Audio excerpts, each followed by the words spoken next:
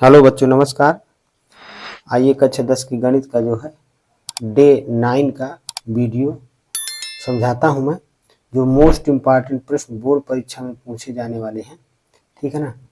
तो जो है वीडियो पसंद आए तो लाइक कर दें, अपने साथियों को शेयर कर दें वीडियो, क्योंकि साथी आपके भी इस वीडियो का लाभ ले सके, सवाल प्रश्नों को समझ सके, ठीक है ना।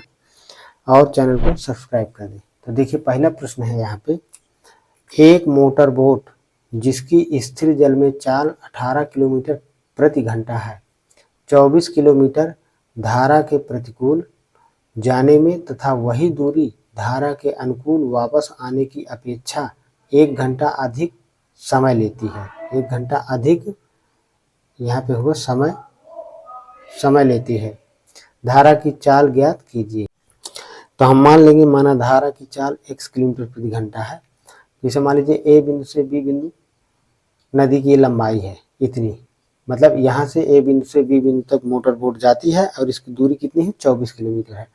मान लीजिए इस दिशा में ए से बी बिंदु की ओर धारा की दिशा है, तो धारा की चाल हमने मान लिया 1 किलोमीटर प्रति घंटा। और जो है स्थिर जल में चाल कितनी है, 18 किलोमीटर प्रति घंटा। तो देखिए, जब धारा की दिशा में मोटर बोट जाएगी तो धारा की भी चाल होगी और मोटर बोट की भी चाल होगी। तो धारा के अनुकूल मतलब धारा की दिशा में चाल कितनी हो जाएगी, 18 + x किलोमीटर पर आवर। और धारा की विपरीत दिशा में जब जाएगी, धारा की विपरीत दिशा में, तो देखिए धारा इस दिशा में बह रही है, ए से बी की ओर, विपरीत दिशा में जाएगी तो क्या हो जाएगी, 18 - x, क्योंकि स्थिर जल में चाल कितनी है, 18 किलोमीटर प्रति घंटे। तो ये हो जाएगी धारा के विपरीत या प्रतिकूल, धारा के विपरीत चाल। तो हो जाएगी 18 - x किलोमीटर पर आवर, इतना हो जाएगा, ठीक है ना। अब इसके बाद हम जानते हैं कि चाल बराबर दूरी बटे समय। ये हम सूत्र जानते हैं के अनुकूल, धारा के अनुकूल समय निकाल लेते हैं। समय माना t1 घंटे लगता है, ऐसा हम मान लेते हैं। धारा के अनुकूल t1 घंटे समय लगता है, इस तरह से मान लेते हैं। अब चाल कितनी है धारा के अनुकूल, 18 + x, 18 + x चाल है। तो इस सूत्र में रख देंगे 18 + x। कितनी दूरी जाना है धारा के अनुकूल, 24 किलोमीटर दूरी, बटे समय कितना लगता है, t1। तो t1 को तिर्यक गुणा में इधर ले आते हैं, 18 + x को 24 के बटे में ले आते हैं, तो t1 बराबर हो जाएगा 24 बटे 18 + x, ठीक है ना। ये धारा के अनुकूल समय हो गया। इसी प्रकार धारा के प्रतिकूल निकाल लेते हैं। धारा के प्रतिकूल या विपरीत लगा समय माना t2 घंटे है, t2 घंटे है। तो फिर से हम सूत्र लगा देंगे, चाल बराबर दूरी बटे समय।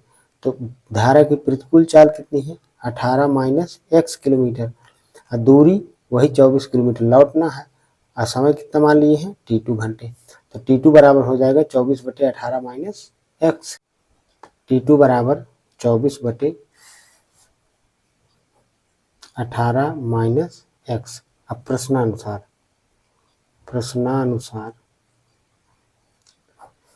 t1 क्या है, धारा के अनुकूल समय, t2 क्या है, धारा के प्रतिकूल समय, मतलब धारा के उल्टा समय है।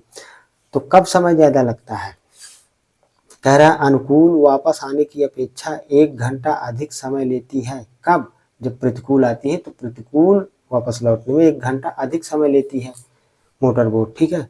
तो इसमें 1 घंटा अधिक समय लगता है, तो इसमें भी 1 घंटा अधिक कर दे तो दोनों क्या हो जाएंगे, बराबर। t1 का मान कितना है, 24 बटे 18 + x + 1 बराबर t2 का मान है 24 बटे 18 - x। अब इसको हल कर लेते हैं, ठीक है ना। तो 24 बटे 18 - x को बाएं तरफ ले आते हैं, 1 को दाएं तरफ ले जाते हैं, तो इसका चिन्ह माइनस का हो जाएगा, इसका 1 का चिन्ह भी माइनस का हो जाएगा। तो 24 बटे 18 + x 24/18 माइनस एक्स बराबर -a। तो यहाँ तक नोट कर लें, फिर जो है आगे लगाते हैं।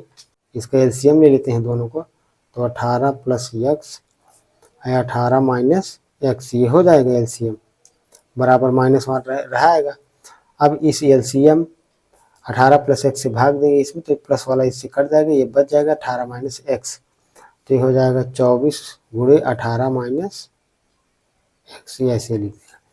माइनस चिन्ह लगा तो माइनस लगा देते हैं, फिर 18 माइनस एक्स से भाग देंगे तो 18 minus x 18 minus x cut जाएगा, 18 + x का 24 में गुणा हो जाएगा, तो 24 × 18 + x, ये हो गया। इन दोनों में कॉमन ले लेते हैं हम 24, इस तरह से तो थोड़ा सिंपल हो जाएगा। इन दोनों का गुणा कर देंगे, देखिए अगले स्टेप में तो माइनस ये 24 कॉमन ले लिया, तो यहाँ बचा 18 माइनस एक्स, माइनस के अंदर गुणा करेंगे तो 18 और एक्स दोनों माइनस के हो जाएंगे, ठीक है ना। तो -18 माइनस एक्स, ये है a + b, a - b, तो a² - b², मतलब 18 का स्क्वायर माइनस एक्स स्क्वायर बराबर माइनस का 1, ऐसे लिखते रहेंगे।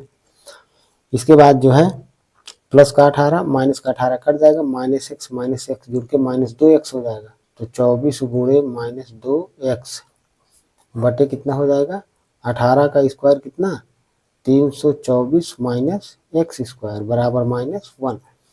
24 में -2x गुणा करेंगे तो ये हो जाएगा माइनस का 48x बटे 324 माइनस x² बराबर -2।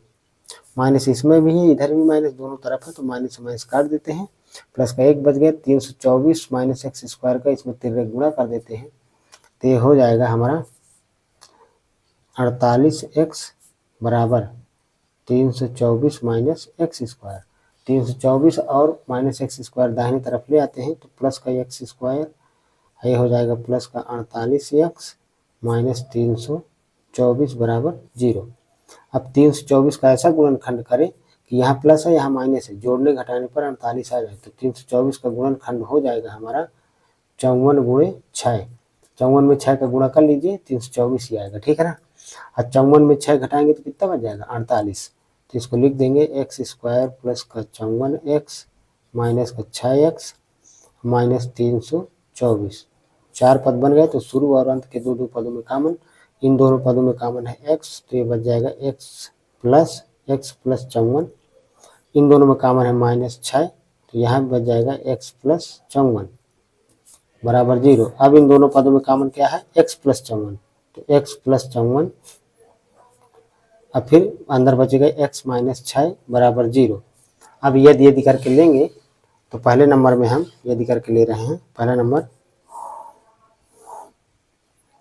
यदि x प्लस 54 बराबर 0, तो x बराबर -54 किलोमीटर प्रति घंटा, तो चाल कभी ऋणात्मक होती नहीं है, तो ये क्या हो जाएगा मान अग्राह, मतलब यह आंसर नहीं हो जाएगा, बोर्ड परीक्षा में ऐसा लिखना पड़ेगा कि अग्राह है, ठीक है ना।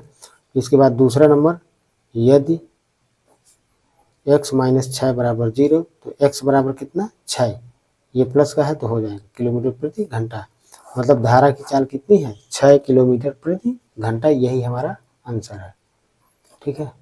अगला दूसरा प्रश्न है, संख्या 144 के अभाज्य गुणनखंड में अभाज्य गुणनखंडों की घातों का योगफल होगा, तो 144 का अभाज्य गुणनखंड कर लीजिए, तो 144 का गुणनखंड हमारा कितना हो जाएगा 2 × 2 × 2 × 2 × 3 × 3, 3 त्रिकाई 9, 9 दूनी 18, 18 दूनी 36, 36 दूनी 72, 72 दूनी 144, तो 2 कितनी बार है 4 बार, तो 2 की घात 4 लिख देंगे, गुणे 3 कितनी बार है 2 बार, तो 3 की घात 2।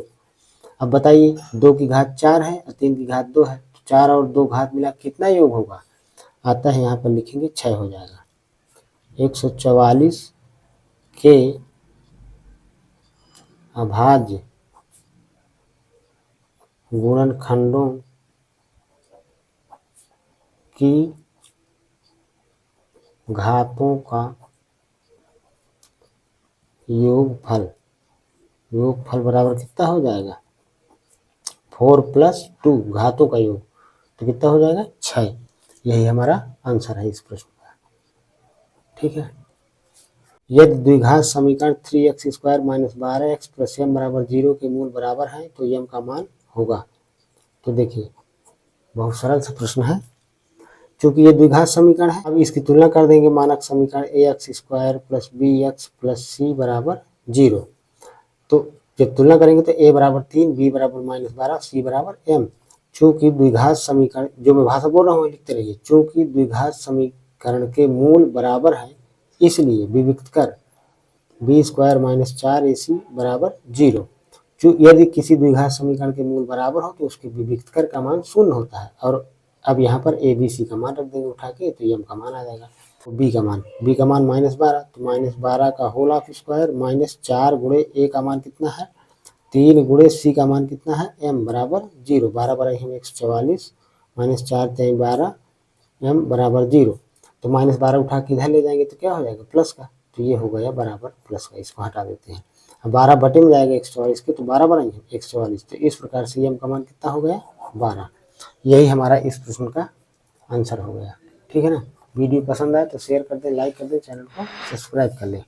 अगला चौथा समीकरण है युगपत समीकरण x धन 2y बराबर 70, 2x धन लेमडा वाई, यहाँ पर लेमडा है, लेमडा वाई बराबर 35 का कोई हल नहीं है तो लेमडा का मान ज्ञात कीजिए। तो लेमडा का मान होगा या ज्ञात कीजिए। ठीक है ना। तो यहाँ पर लिखेंगे रैखिक समीकरण युग्म क्या क्या है, x प्लस 2y बराबर 70 है, तो 70 इधर ले आते हैं, -70 बराबर 0। दूसरा हमारा कितना है 2x plus lambda Y minus 35 को इधर ले आते हैं तो माइनस का हो जाएगा। अब देखिए इस समीकरण की तुलना करेंगे a1x plus b1y plus c1 बराबर 0 से, और इस समीकरण की तुलना करेंगे a2x plus b2y plus c2 बराबर 0 से। तो a1 बराबर 1, b1 बराबर 2 और c1 बराबर -70, a2 बराबर 2, b2 बराबर लेमडा और c2 बराबर -35।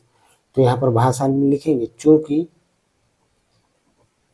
रैखिक समीकरण